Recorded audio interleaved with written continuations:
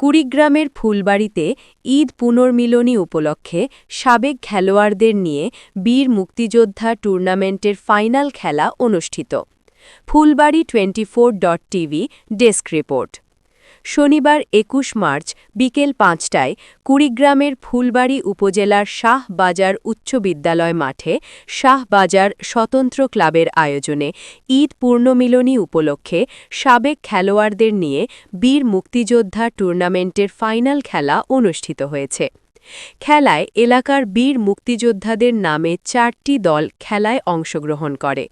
টুর্নামেন্টে প্রথম ম্যাচে অংশগ্রহণ করে বীর মুক্তিযোদ্ধা সমীর উদ্দিন ফুটবল দল বীর মুক্তিযোদ্ধা হাবিবুল্লাহ মিয়া ফুটবল দলকে ট্রাই বেকার হারিয়ে ফাইনাল খেলার যোগ্যতা অর্জন করে এবং দ্বিতীয় ম্যাচে বীর মুক্তিযোদ্ধা আহম্মদ আলী মনভলা ফুটবল দল বীর মুক্তিযোদ্ধা মন্তাজ আলী ফুটবল দলকে ২-০ গোলে হারিয়ে ফাইনাল খেলার যোগ্যতা অর্জন করে।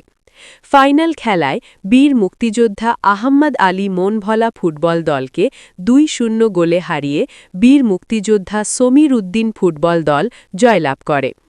আয়োজকরা জানান, দলবল নির্বিশেষে সমাজকে মাদকমুক্ত এবং যুব সমাজকে ক্রীড়ামুখে করতে এই আয়োজন বড় পরিসরে করা হবে। যদি আমরা রক্ষা করতে চাই, আমাদের সমাজকে অবক্ষয়ের দিকে যাচ্ছে, এখান থেকে যদি